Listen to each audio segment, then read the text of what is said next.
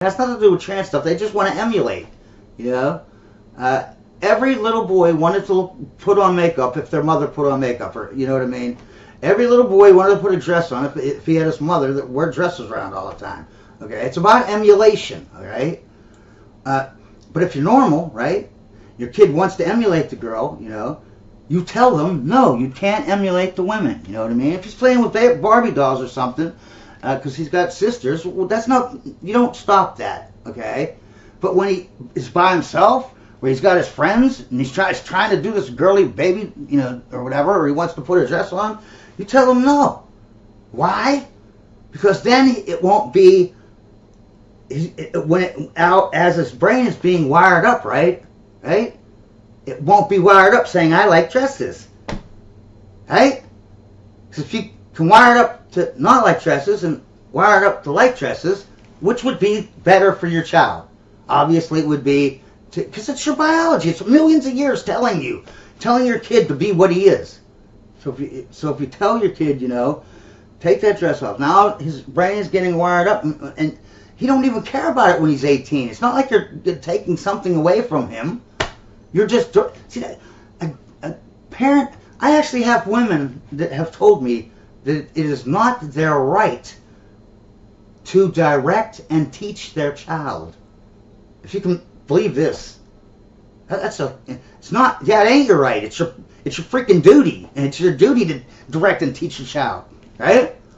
So when you have your 5-year-old or whatever, you direct and teach them. You direct them into the path that they know they're going to go into when they're home, once they get puberty. You know, he is, or whatever, she will say he. When he is 12, he's going to have these hormones making him into a boy more. So why don't you just direct him in that way? That just makes sense. But these people want to be child-led. They want the children to lead them. Okay? Let me tell you something. A 5-year-old changes their mind every 5 seconds, okay? And these people act like, oh, if the boy wants to put a dress on, he'll cry. No, you take the dress off. First of all, how long is he getting a dress that he's put on? But let's say he's got it on or whatever. You take it off. Yeah, he might cry for a second, so what? 5 seconds later, you walk away from him, he's going to stop crying and go on to something else, and 5 minutes later he will forget. He's like these people act like 5-year-olds are having some kind of philosophical conversation in their head. They're not having any philosophical conversation. There's no conversations. All right? They're not talking about anything or thinking about anything. They're idiots. They can barely talk. They just walked out of your freaking womb. All right? They just learned how to talk. All right? So I want you to think when you're watching these videos coming up, how do you make someone trans? Oh, easy. You just confuse them about their gender, because that's the definition of gender dysphoria. And then you take them to the doctor because they're telling you that your kid will kill themselves if they have gender dysphoria and you don't take them to the doctor. They will commit suicide. That's a lie. That's a lie. If that was true, why wouldn't... Like, literally, we have never heard of any of these suicides on the news. Never. Never once have we heard about these, like, oh, today there was like 1,000 people committed suicide from, they were trans. We never hear that. Why? And then all of a sudden they tell us it's happening and we're supposed to all just believe it. Like, just look at the data and the statistics. You can see it's plainly a lie. This channel is called Vice. VICE. Sweden is the most forward-thinking country in the world when it comes to questioning gender.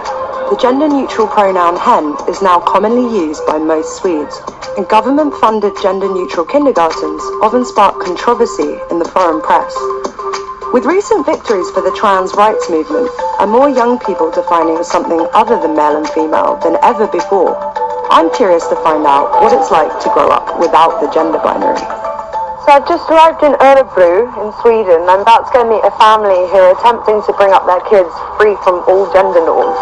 Mama, is that your partner? Yeah, my partner goes by Matilda and Matt, but is also the one who gave birth. Okay. And I'm Mappa. That's just what felt right to me, because I'm intersex. I was born with characteristics of both male and female, even though my body didn't develop along more masculine lines until puberty.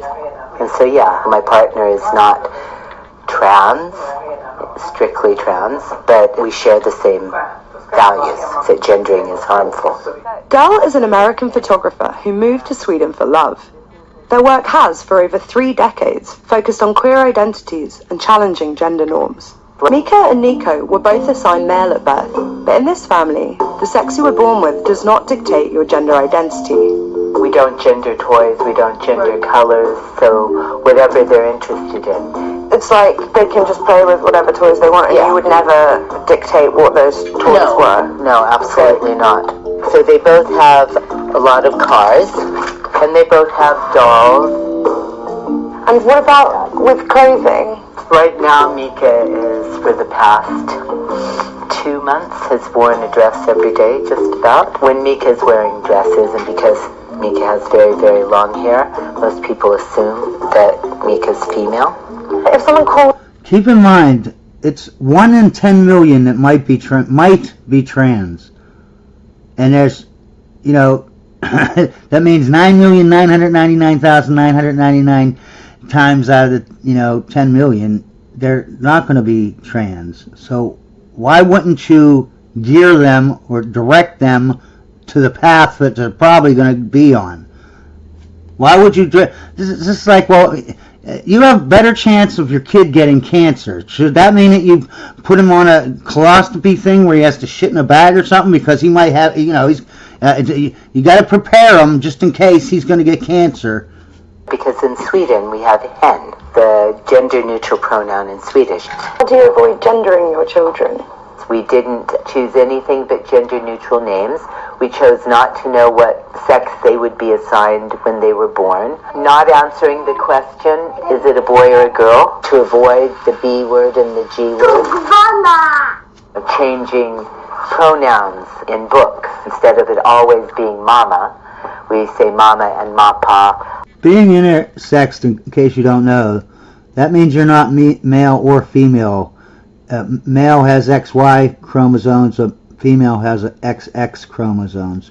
But a intersex person, they just have a mixture. They might have like XXY, you know what I mean? It might have YYX, or it's a combination. They're not male or female, and therefore their traits, their physical traits, depending on which intersex person you're talking to, they can have male and female traits. You know what I mean? Same with the genitalia. Usually their genitalia doesn't work. But this guy, okay, instead of him looking at his life and saying, whoa, that was a tough path I had to take because I was intersexed, he's forcing his kids basically to be intersexed. He's going to confuse the hell out of them. The boy's going to grow up being weak. No one's going to want him. He's going to end up being sterilized, impotent. He ain't even going to want a woman or a guy or whatever. And once he's impotent. Mika seems like neither a boy nor a girl, just non-binary. And when you ask Mika about Mika's gender, Mika just doesn't really want to talk about it. Hey. The Swedish government school plan forbids enforcing gender stereotypes and has done since 1998. When it comes to gender creative teaching, the most influential person in Sweden is Lotta Ryelin, who started the country's first gender-neutral kindergarten. How would you describe Igalia? It's all about democracy. For children to have the right to be what they are, what they feel like they are, without... What it is child-led. They're letting their children be in charge of crap. Less of gender, class, sexuality. It's about anti-discrimination. Do these dolls have a gender? No. She's there saying how they won't discriminate against sexuality. What these are she just said they're just starting school. They're 5 years old. What is she talking about their sexuality? They're not going to be... What does that even mean? Not what we can tell the children, but the children, they play, they never ask. It's not important for the children.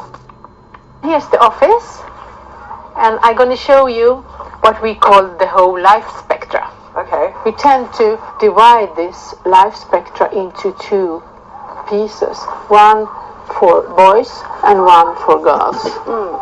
More often pink is for girls and blue is for boys.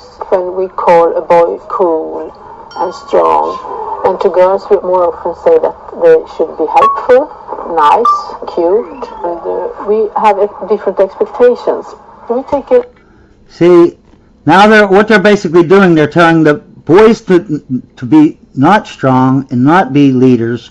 They're telling the women to be strong and be. They're basically saying to the boys, "You're a piece of garbage, okay? And if you act like a boy, then you're a piece of garbage." And then they're going to the little girls and saying, "Hey, little girls, you're pieces of garbage if you act like a little girl, okay? We're all the same." Can you imagine if you had because boys and girls are different. This thing that they're the same is bull, okay? This would be like having a lions and gazelles in a zoo, and you're teaching them to be the same. Like, you know what I mean? Like you give them dinner, instead of a plate of meat for the lion and a plate of plants for the gazelle, you give the gazelle half a plate of meat and half a plate of plants, and then you do the same to the lion. You give them a plate with half of plants and half of meat, and then what? That is not good. The lion is not going to eat that plants, and you know what I mean? But if the gazelle is not going to eat the meat off of the plate, and the lion isn't going to eat the plant off of the plate, so what's the point? This is just going to destroy the family unit, and without a family unit, your society is done. Away this border, and I tell you what, I can't wait for someone to attack these countries that are being matriarchal, they're being egalitarian, they're being child-led, and they're being woke, okay? Because they're just raising a bunch of weak men, okay? Who cares if the women are strong? They ain't gonna. They're women. Doesn't matter how strong they get, they're still women, okay? So if men are the only defense you have with a country. If they're all weak, little woke, little bitches like this man or whatever is, yeah, your country is going to be taken over by someone who doesn't have a whole bunch of little bitch men in her country. Adding, we are not changing the children, we are changing our own thoughts. Yes, they are changing the children because they're letting them lead, okay? And before they get their puberty, their hormones, they need to be led. So when they get to their hormones, they're like, oh, this is okay. These people are going to be all confused their entire life. Their relationships, everything's going to be screwed up to them. While a more gender-neutral focus in kindergartens is fully... And if I'm wrong, okay, if I'm lying, why are all these blue-haired pieces that have the metal all over their face and they're all woke, why are they acting like nut jobs all the time? You can see what you get, what kind of child you get when you have this kind of ideology. It's plain to see that they grow up and they be nut jobs that can't handle anything. Like not any type of... They can't get a job, they can't handle stress in any way, shape, or form, man. None. Fully adopted by the Swedish government. Even in liberal Sweden, there's no shortage of critics.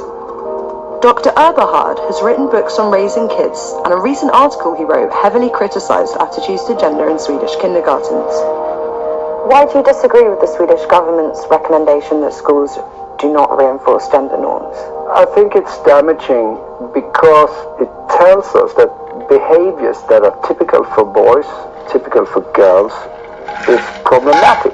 It's a brainwashing strategy that you are eradicating sex differences, which I do oppose. But the thing is these sex differences have been cultivated over millions of years through evolution. And you're not going to change it, okay? You can change it a little bit, but we've already done that. We've changed it as much as we can by having a civilization. This is just going to screw everybody. You can't tell a little girl that they're garbage for being a little girl, and you can't tell a little boy you're garbage for being a little boy, and do that their entire childhood and expect them to grow up be normal people. The major problem in Sweden, I would say, is that our boys fail in school, not the girls. Our boys are committing suicide, not the girls. So the problem today in Sweden